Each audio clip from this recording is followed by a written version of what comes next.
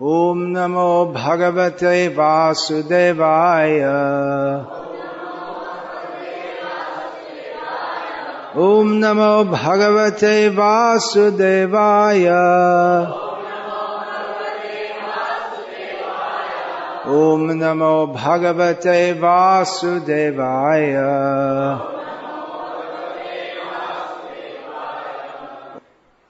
Krishna Varnam Trisha Krishnam Sangopangastra Parshadam Yagyai Sankirtana Prayar Yajanti Hi Sumedasaha.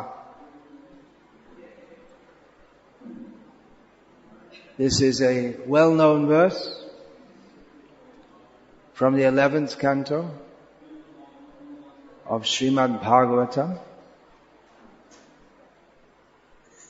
It's well known among the followers of Srila Prabhupada and in general among Gauriya Vaishnavas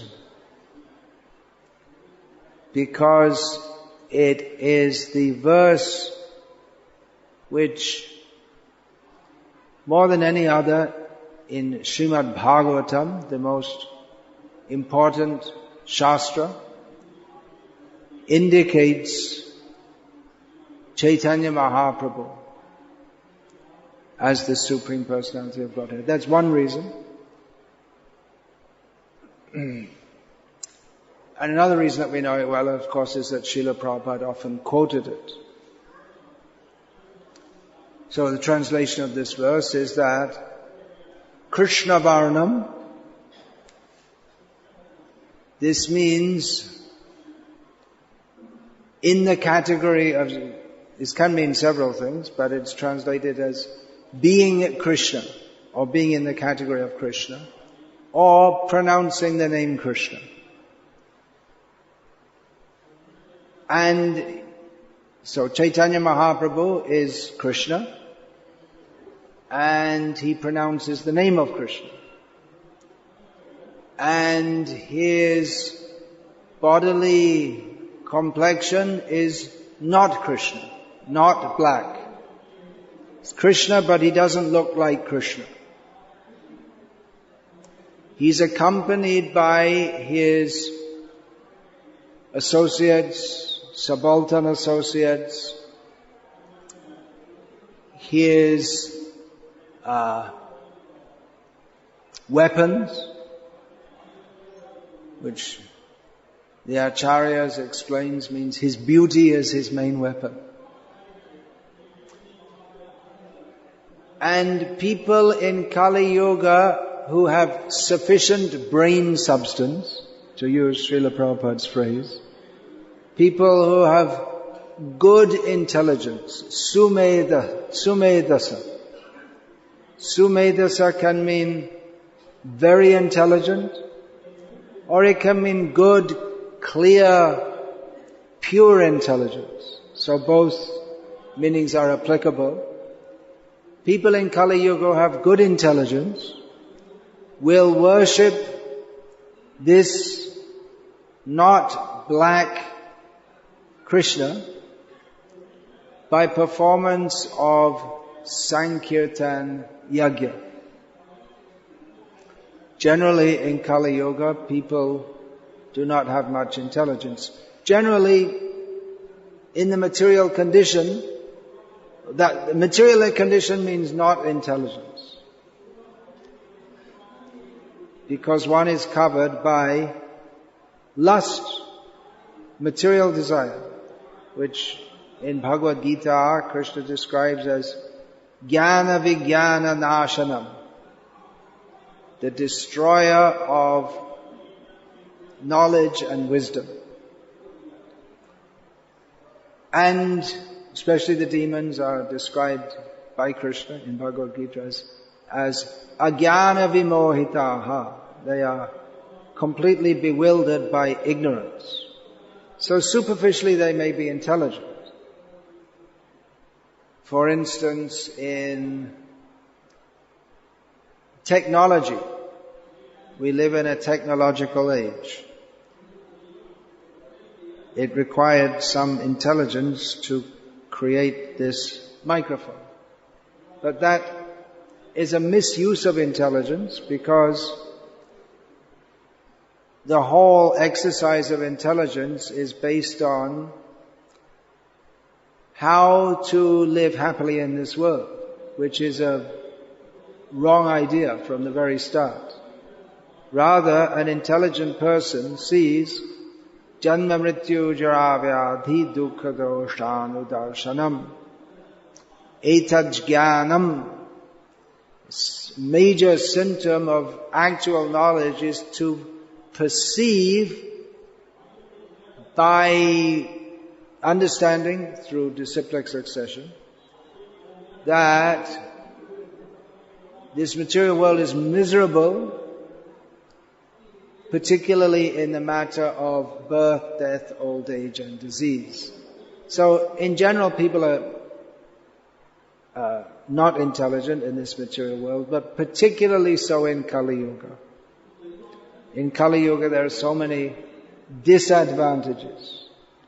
Prayanal paryushasabhya kalavasmin yuge janaha manda sumanda matayo manda bhagyahi upadrutaha.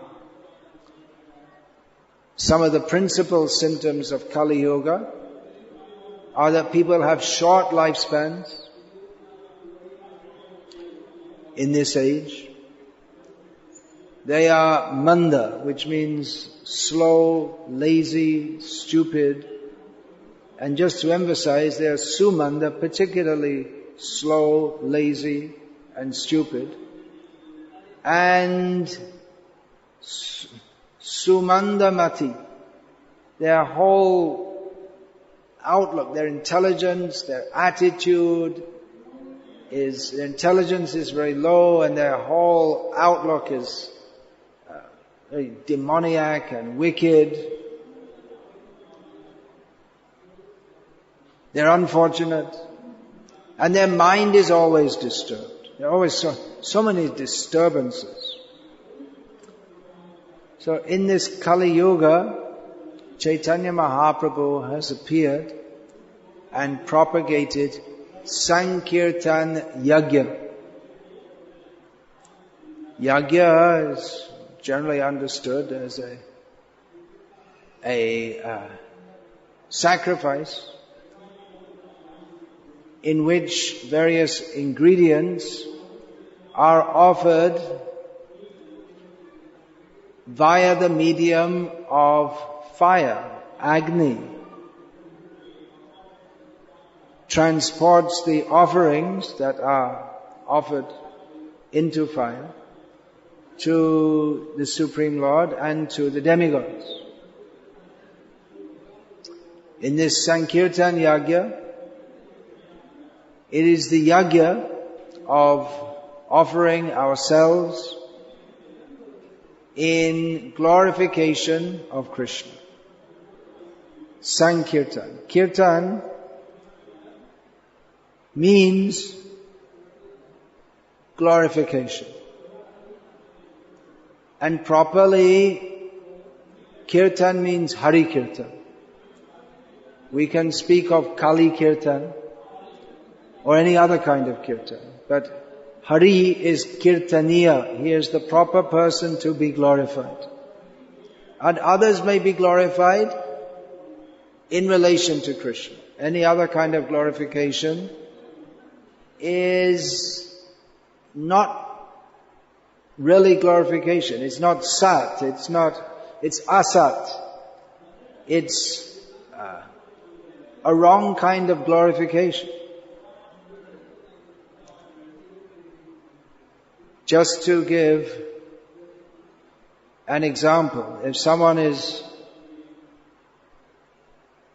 called to Delhi to accept a Bharat Ratna for great contributions to the nation of India, for doing things like, people get Bharat Ratnas for contributions to physics and economics and dance and drama and all this kind of thing.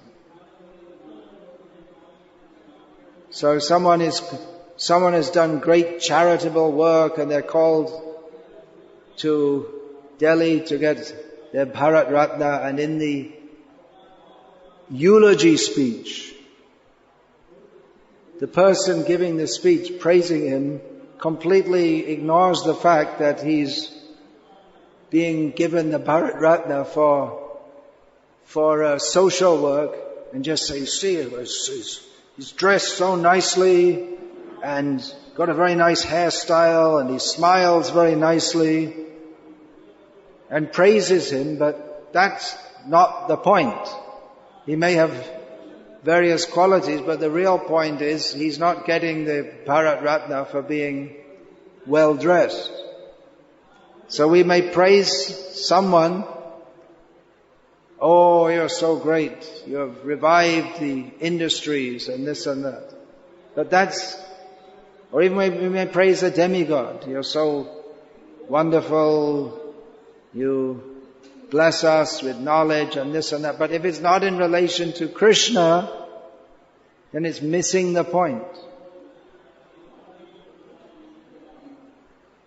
The sages at Naimisharanya, they asked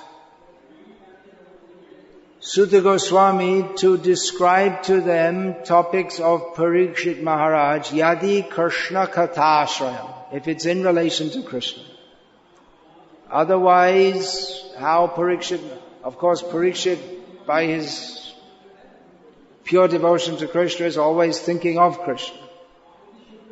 But when we discuss about pure devotees, we emphasize this. We don't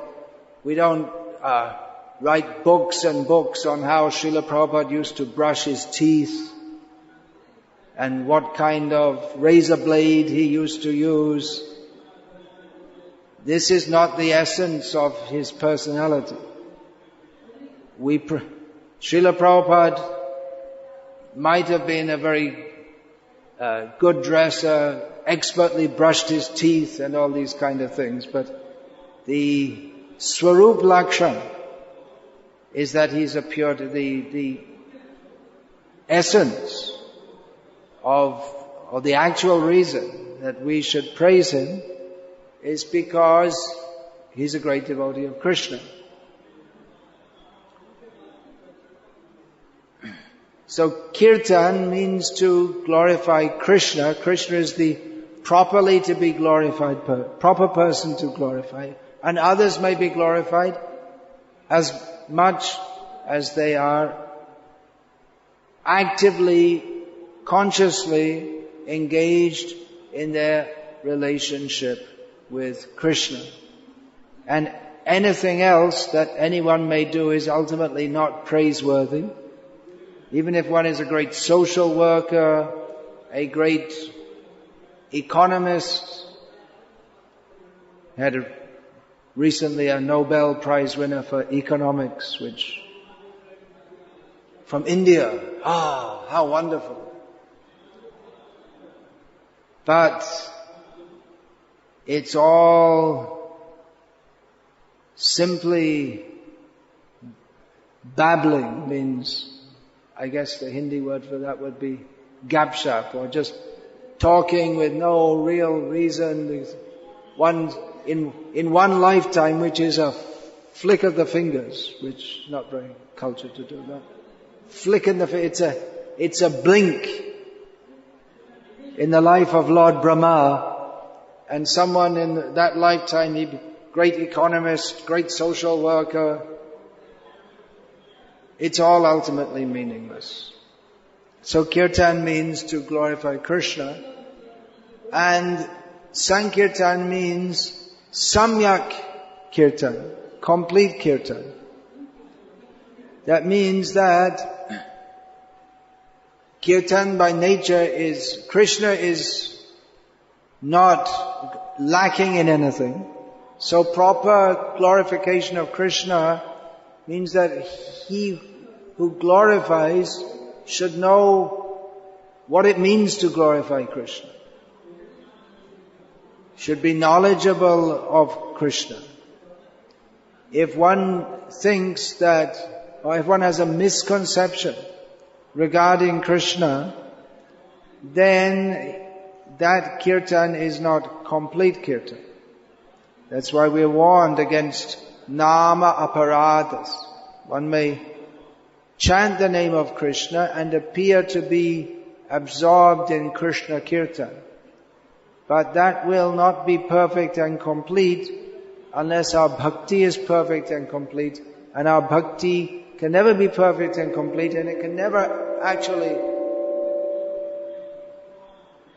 properly develop at all if from the beginning we don't have a proper conception of who Krishna is, why we should glorify Him, how we should glorify Him. So, Sankirtan also means in Sangha with many devotees. Bahubhir militva yat kirtanam iti Sankirtanam. When many devotees join together to chant the holy names of Krishna, that is called Sankirtan. And that is Caitanya Mahaprabhu's principal method of distributing Krishna consciousness. To simply, with his Sangopangastra Parshada, with his associates, weapons, to go among the people and chant the holy names of Krishna. As Bhaktivinoda Thakur visualized Chaitanya Mahaprabhu in his Sankirtan Lila in Navadvip, which was only about 1 year, but it is elaborately described in Sri Chaitanya Bhagavat. So Chaitanya Mahaprabhu, Bhaktivinoda Thakur describes, Udila Varuna Puraba Bhage Dvijamarni Gaura Amani Jage. Just as this Aruna, the dawn, appears in the sky, arises in the sky before the sunrise. So in the same way, the jewel among the twice born, Gaura, Chaitanya Mahaprabhu, arises, and Bhakata Shamoha Loya Shate Gela Nagara Braje.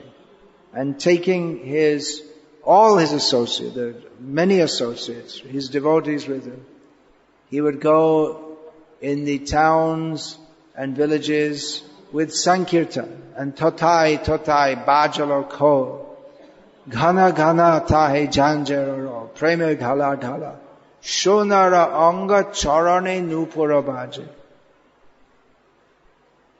with the mridanga making its typical sound, and the jaja. Where's the jaja? Can you show? You all know what that means? You have the same word in Hindi? Same word in Hindi? Yeah, okay. Tamil, you can translate what you like. And Chaitanya Mahaprabhu dancing, shimmering in ecstasy, in prem, in love of Krishna, Chaitanya Mahaprabhu dancing, his golden form is quivering in ecstasy, and his ankle bells are sweetly jangling on his feet. So Chaitanya Mahaprabhu in this way would go among the people of Navadvip and the outlying villages with his devotees, and he would request the people to chant Hare Krishna and speak to them some basic philosophy and understanding. Jivana anitya jana hasha tahena navida bipotava nama shri kari jatane tumi taka apana kaja. He would, for instance, tell them that this life is temporary.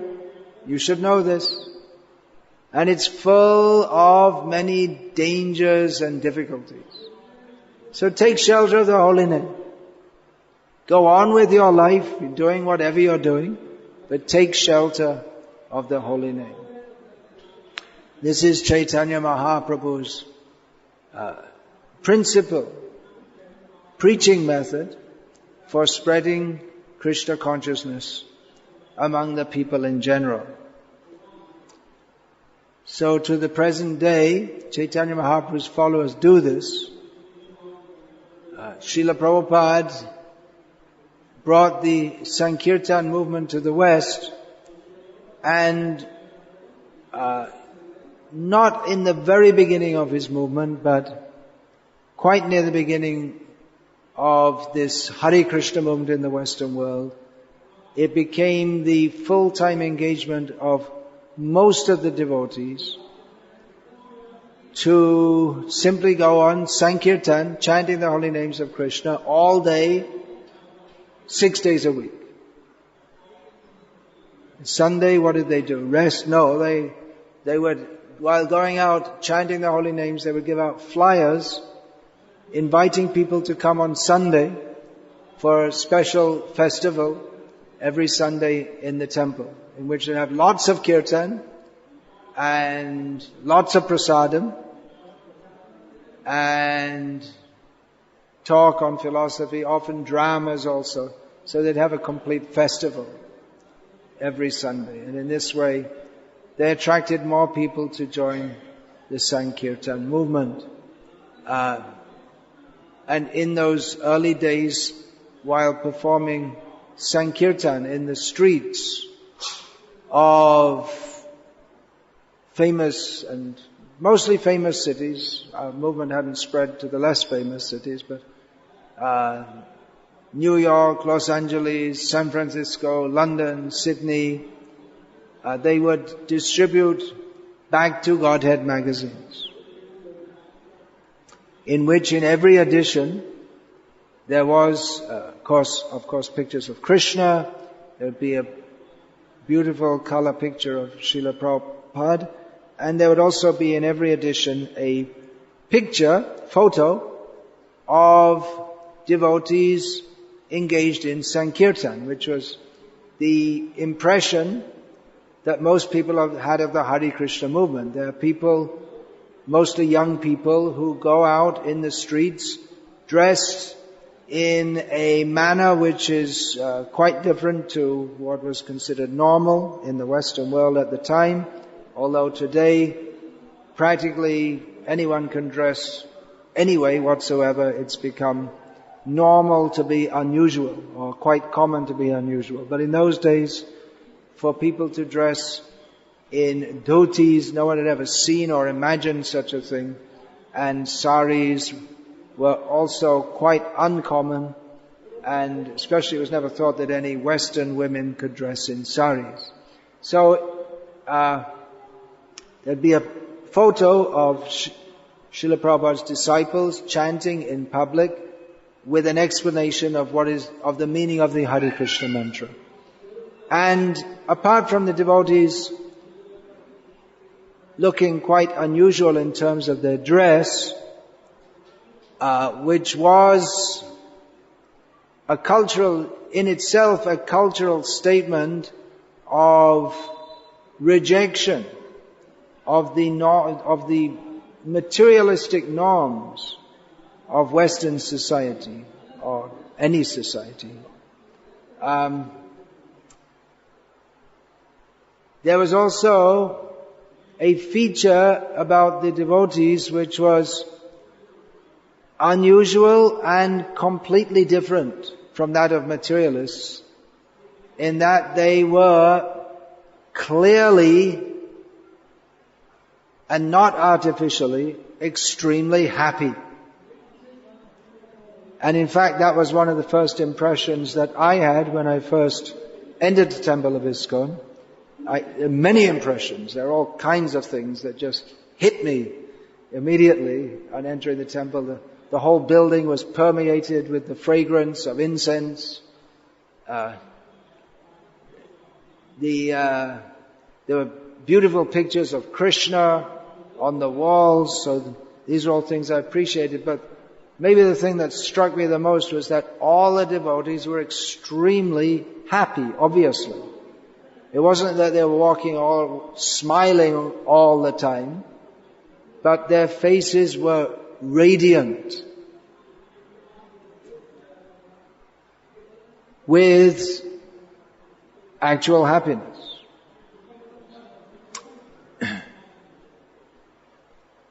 So this chanting in public is Caitanya Mahaprabhu's method of spreading the holy names of Krishna. It's not unique within Indian culture. It was not something exactly new that Caitanya Mahaprabhu introduced. We find in various sampradayas, Vaishnava sampradayas, that chanting in public was already there. And in the Western world, I believe it was in the late 19th century, there was something, well, particularly in England, there was a movement, Christian movement started called the Salvation Army, in which the members dressed in uniform resembling military uniform, and they would go in the streets with musical instruments and sing the praises of God. So chanting the holy names in public is not exactly something new, but the way that Caitanya Mahaprabhu introduced it was new, and definitely in the Western world is something very new. So devotees were very happy to do this, and we're still happy to do it, because this means sharing the happiness of Krishna consciousness with others and sharing the holy names of Krishna with others. The holy name of Krishna is Krishna. Krishna means the Supreme Personality of Godhead in technical, formal language. The name Krishna has many meanings. The meaning that we heard most from Srila Prabhupada is He who is all attractive. Krishna attracts everyone. He has all qualities to attract everyone. And as Srila Prabhupada would often give the example, we find that some people in this world are very attractive. For instance, if someone is very beautiful, they are attractive. And we find all over the world there are film stars, women and men, both, who by their physical features are very attractive.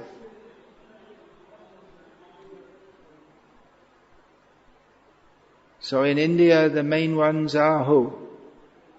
There used to be big stars. Nowadays, not so much. Shah Rukh Khan, he's an old man now, but I guess he's still not so old, but still famous. Must be good looking. Females, whoever they may be. Often when I'm in the West, devotees or someone else mentions some names. I don't know who they are, but they're supposed to be famous names, and they're surprised that I never heard of them. If someone comes to India and you mention to them Sachin Tendulkar, you may be surprised. They never heard of him. So someone may be very famous. This Shah Rukh Khan, about 2 years ago, he went to America, and they gave him a hard time because his Muslim name, and they were interrogating him. In India, he's a household name, at least in North India. But in America, no one had ever, at least the immigration officials, hadn't heard of him. So if someone is very beautiful, they're attractive. The only problem, well, there are many problems, many problems with being attracted to people simply on the basis of beauty. Many problems. In fact, when I was young in this lifetime, the most famous actress was called, in North India, was called Rekha. Probably in Tamil, at that time it was Jayalalitha, who's now famous for politics. So this Rekha, eventually some Agarwal married her, and you can imagine there must have been lakhs of men in India who would dream of marrying her. Within a few months he committed suicide. So, beauty isn't all in all. It's not that physical beauty is if we associate with someone who's physically very beautiful, that is the perfection of our life. In fact, Chanakya Pandit says, Rupavati Bharya Shatru. A beautiful wife is an enemy. And Srila Prabhupada explained that because other men will always try to kidnap her.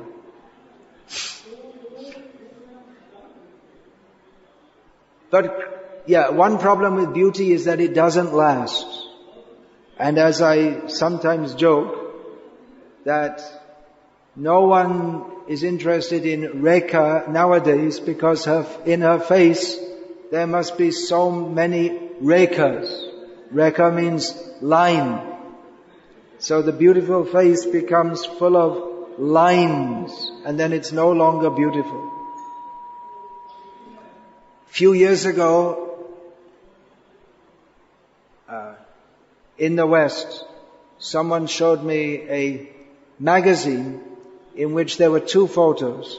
One was there were both photos of Brigitte Bardot, who was an extremely beautiful, famous French actress.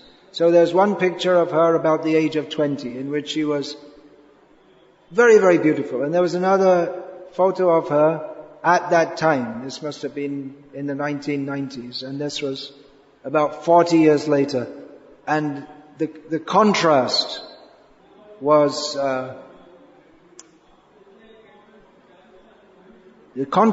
marked, and it would be very sad for those who put their hopes in material beauty. But for a spiritualist, it was very revealing as to the nature of beauty in this world.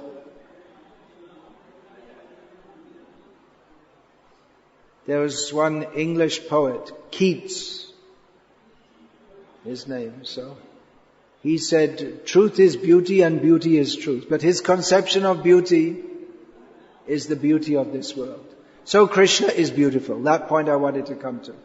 Krishna's beauty does not diminish in course of time. Krishna is always beautiful. He is the controller of time. He is not controlled by time.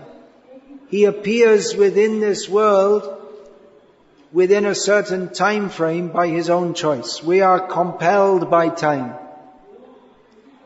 We do not choose when or where we are born, or whether we have a beautiful body or a strong body or a deformed body. We are completely under the control of time. Nor can we control when we shall die. At any time, anything can happen. We are controlled by time, despite our protestations of being independent. But Krishna is the controller of time. Krishna is never subject to birth, death, old age or disease. Krishna's beauty is not only is it not diminished by time, but it is ever increasing. So Krishna is all beautiful, therefore He's very attractive. Someone in this world, by their ephemeral, superficial beauty, is very attractive. So Krishna's actual beauty is very attractive.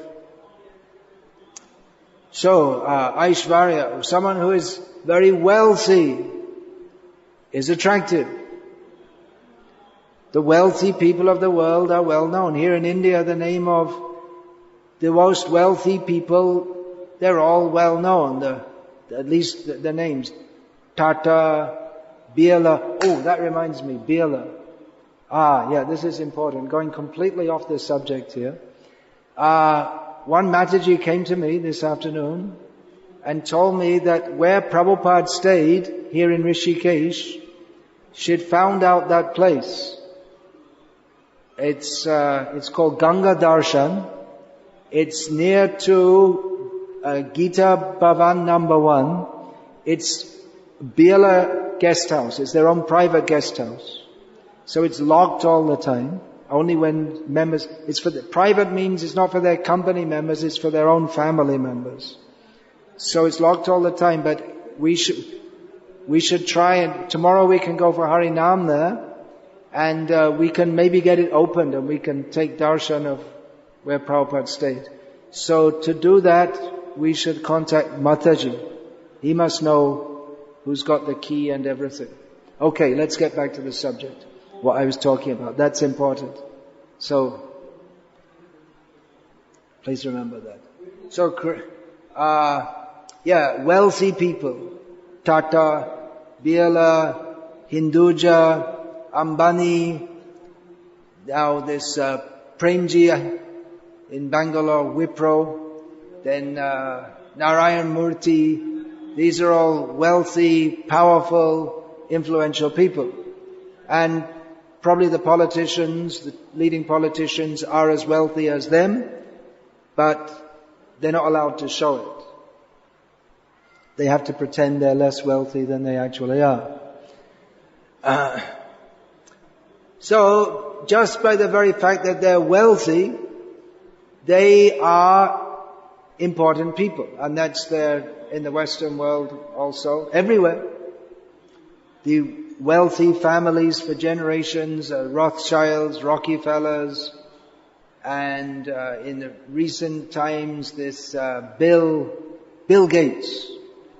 He became very wealthy. So the fact that they're wealthy, that in itself is something attractive. For good reasons or bad reasons, people when they become wealthy, they become in the eyes of others attractive. But again, it's temporary. They won't remain wealthy very long. We come in this world with nothing, we leave with nothing in terms of wealth. Of course, you can be born in a wealthy family. So in that sense, you could say you're born into wealth. But certainly when we die, we can't take anything with us. We only take with us the good and bad effects of our activities. And of course, if we practice Krishna consciousness, that goes with us also.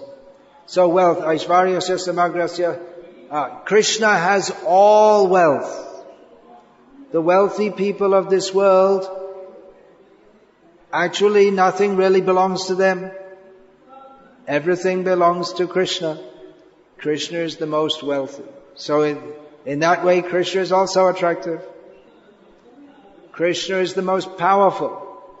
There are different kinds of power. There's physical power. Someone can be a boxing champion. I haven't been following boxing for many years. But in those years before Srila Prabhupada picked me up, there were, the most famous boxer in the world was he's still alive. His name was Cassius Clay. Then he became a Muslim and his name became Muhammad Ali. So they're probably, in the world today, there are probably a few million Muhammad Alis. It's maybe the most common name in Islam. But he was very famous. He's quite a personality in himself, but he became famous not for being a very interesting personality, very lively personality, but he became famous as a boxing champion. And there were others, Sonny Liston and Joe Frazier and others, I can't remember, Henry Cooper in England. So they became famous for their ability to punch people better than other people could punch them. So, of course, it's not just strength, there's technique also. Muhammad Ali was more technique than strength. Anyway, you don't have to know about him. So that's one kind of power. There's also political power. Barack Obama is as you all probably know, is the President of the United States of America, and at least superficially, he's a very powerful person. Not physically. I think physically his stature is quite diminutive, which is a polite way of saying that he's a weakling. But he's very powerful politically. So people are attracted to him. If he were to come to Rishikesh and give a speech, well, maybe here they wouldn't be so much interested here because here is a spiritual center. But generally wherever politically powerful people go, there are big crowds who assemble. They're attracted. People are attracted to Narendra Modi. He's a good speaker, so we're told.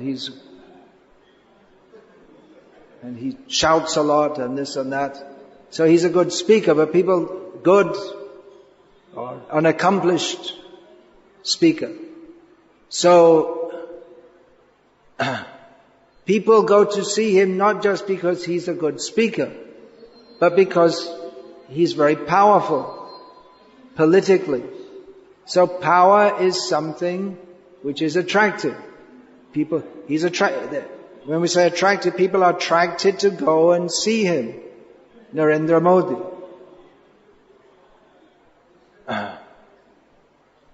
But again, like everything else in this world, his power is very small.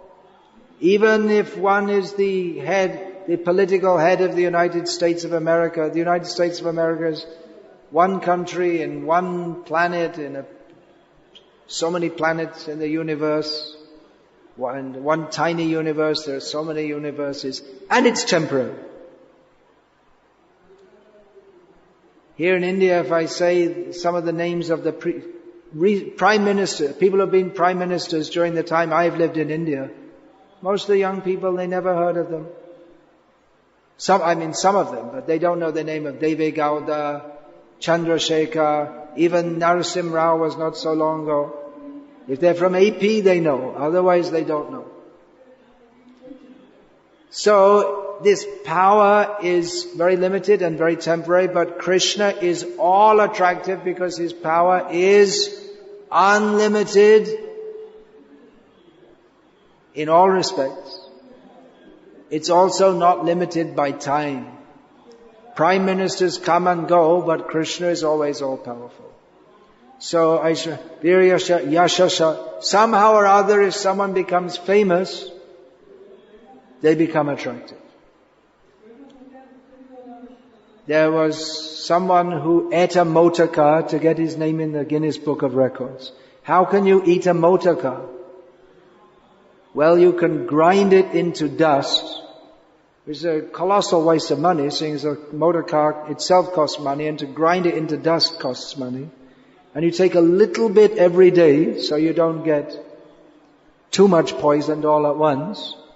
And then after several years, you can say, I ate a motor car.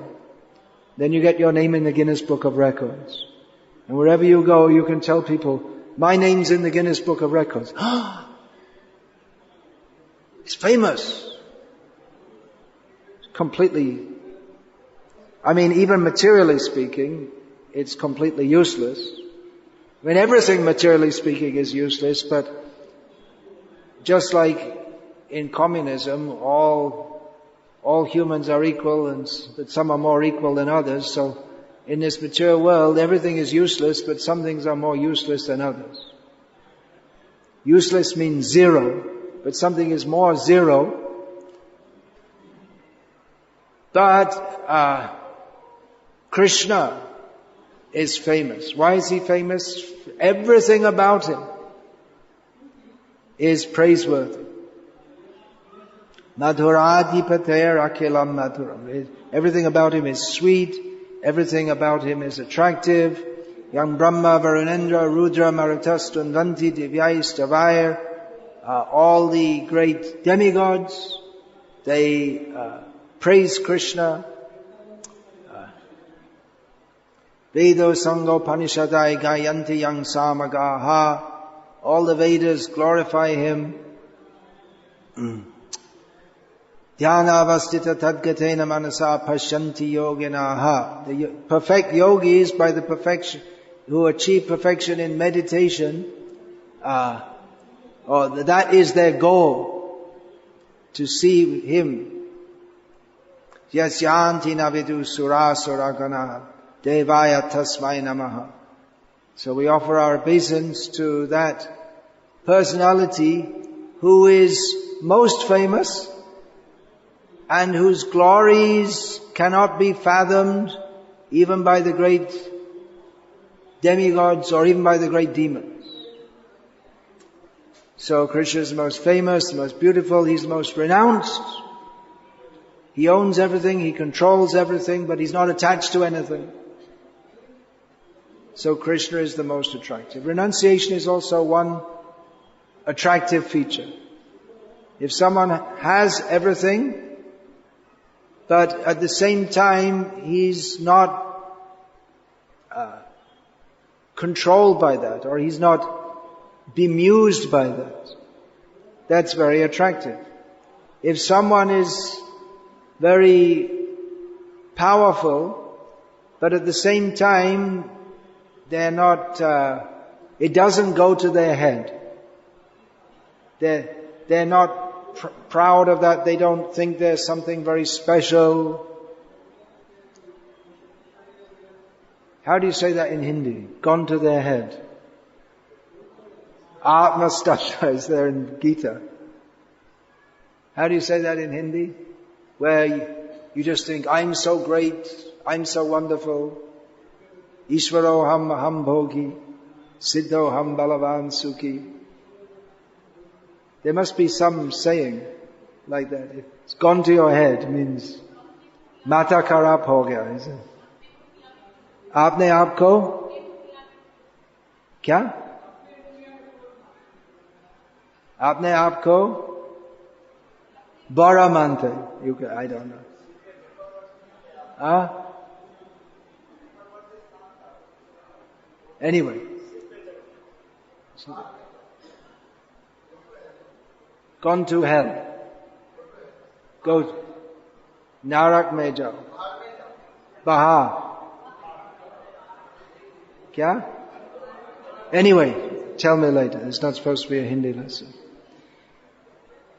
So, Krishna, despite being the Supreme Personality of Godhead,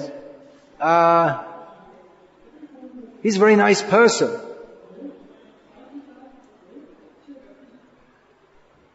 Often, people have this experience that they have their hero,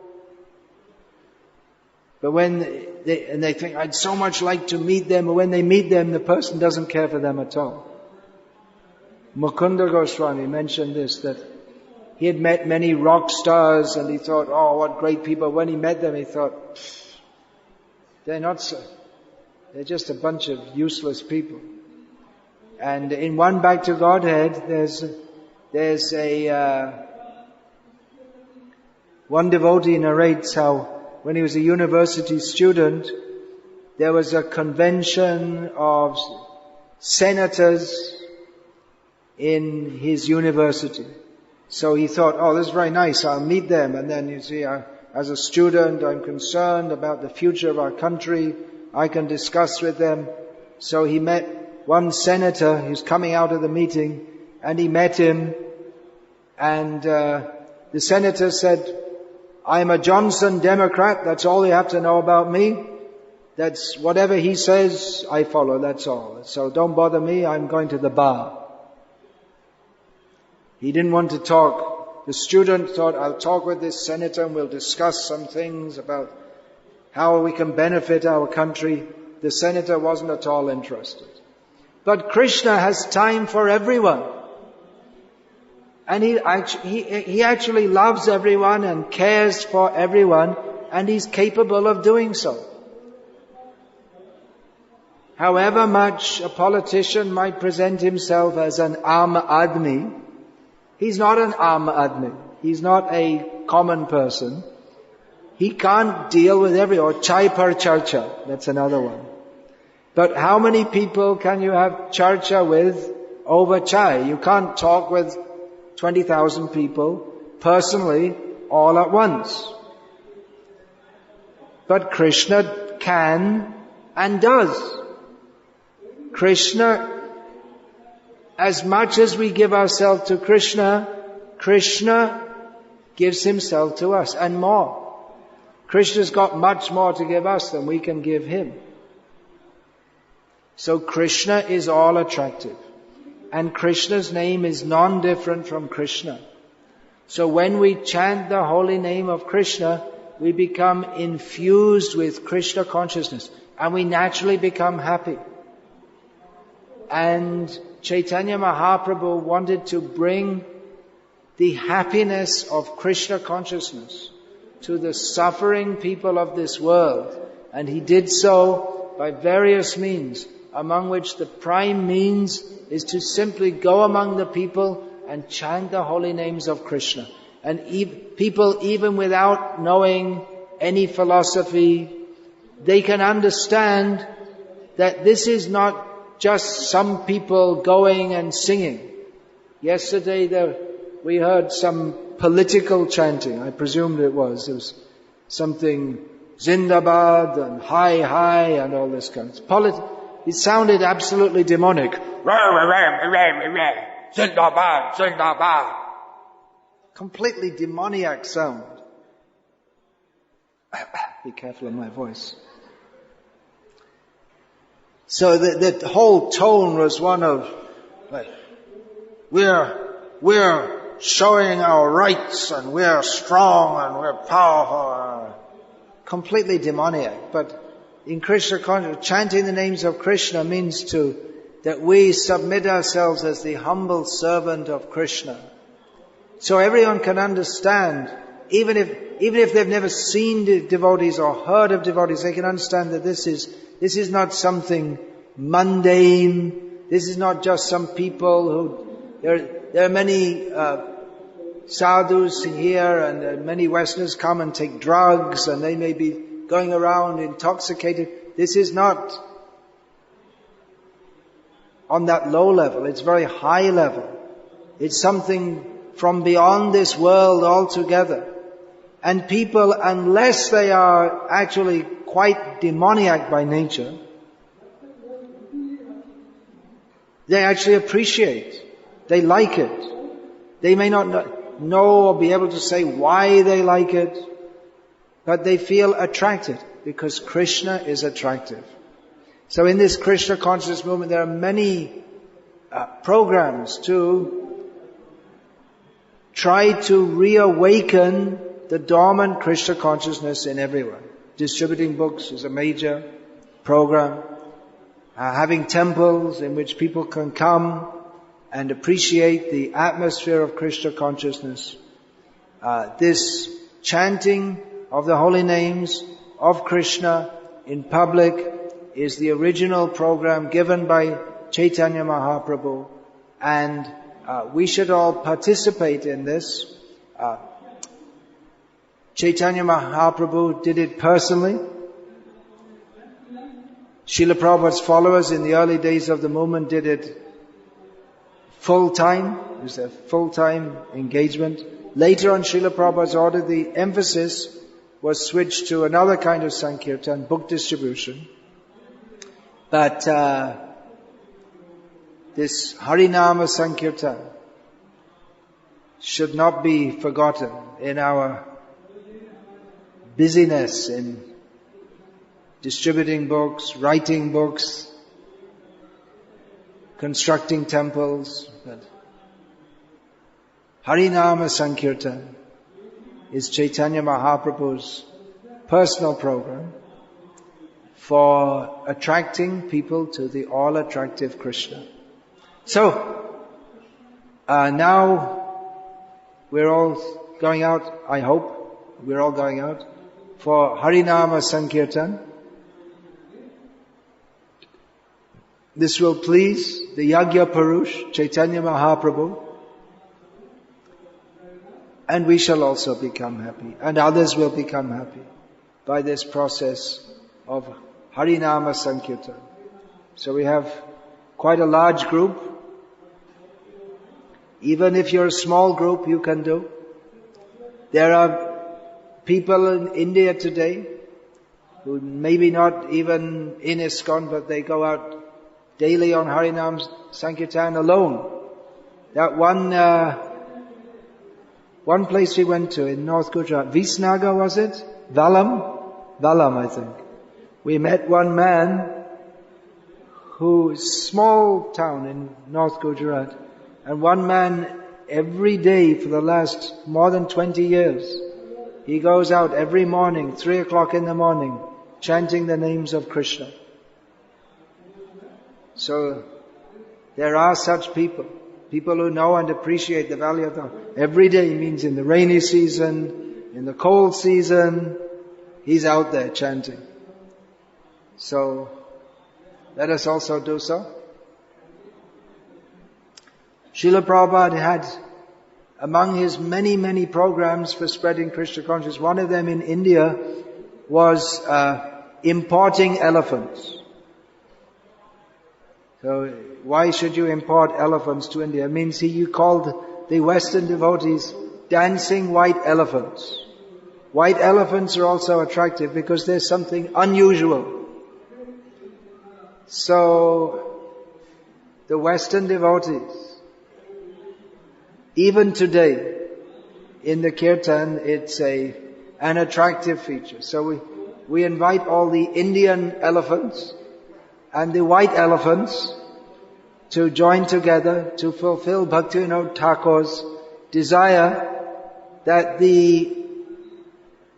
he said the Russian, the Prussian, the English, the Americans, the French will join with the Indian devotees and come together and chant the holy names. So let's do that. Hare Krishna. Hare Krishna. Krishna Krishna. Hare Hare. Hare Rama. Hare Rama. Rama Rama. Hare Hare.